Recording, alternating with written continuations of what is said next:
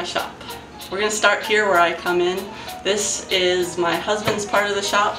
It's his disc golfing, regular golfing, and hunting shelf, and this is basically all he uses in the shop. He does, however, come out here and clean it from time to time. The whole shop, not just this part, so that's nice. And he has his own room in the house, so he's happy with that, and I'm happy with the shop. Over here is my cabinet with all my paints and stuff in it. And I keep my other paints, acrylic ones, and craft stuff in the house, so I have a whole closet full for that. This is just stuff I use out here. Across from the storage is the dog bed that is used a lot out here by Dakota. She sits on this while I'm working. This is my lathe. I got it for free from an older woman whose husband had passed away, and it was out in his shed. So it's covered in rust, and it has this temporary tool rest which has become permanent. And it works for me though, and we put a new switch on it. It was covered in wasp nests. And then I just have some crappy Harbor Freight tools to go with it. And my husband just bought me a bunch of blocks of wood, because that's what husbands buy their wives, blocks of wood. Over here we have one of my workbenches. Walter holds all my personal protection equipment. And this bench is actually from Target. My grandpa used to work there, and they were getting rid of it, so he grabbed it. And I have my tool wall. This used to be a piece of my parents' garage, the house that I grew up in. And so I like to look at it because it's the color of the house. And just some bolts and screws.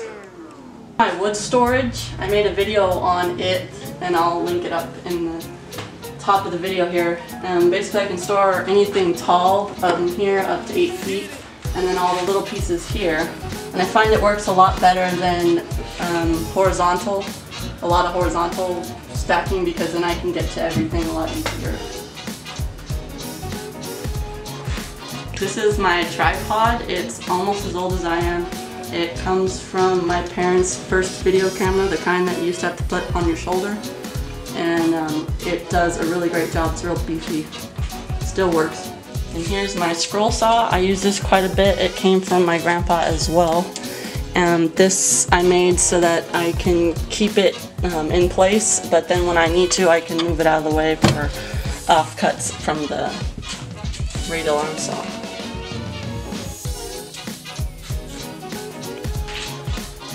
And this is the radial arm saw, also came from my grandpa. I mostly just do cross cutting on this because it's a pain to move it to the miter position. And I just keep a squeeze square on there, and then every cutting station I have one of these pencil holders and measuring tapes, which is supposed to keep them from going missing, but that doesn't work.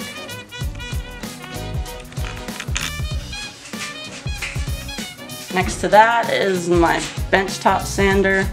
It's mostly used on the belt, but it also has oscillating spindle sanders on it. This was a gift from my grandpa.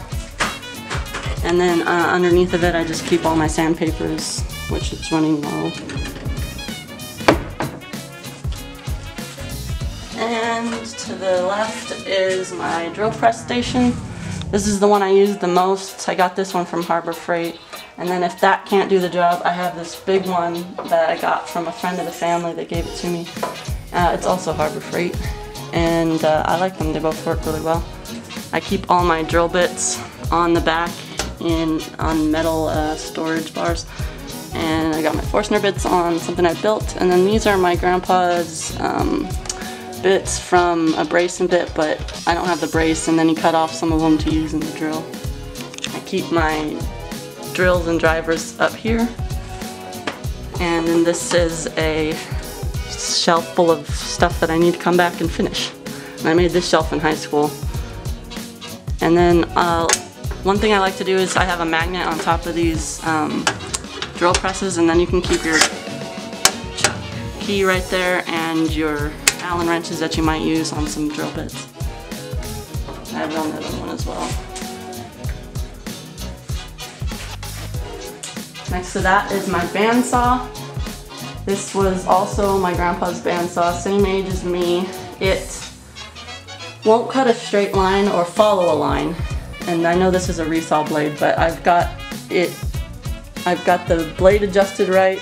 I believe the tension is finally right. I had to add some nuts to make some more tension in that. That's why I have the extra holes cut up here.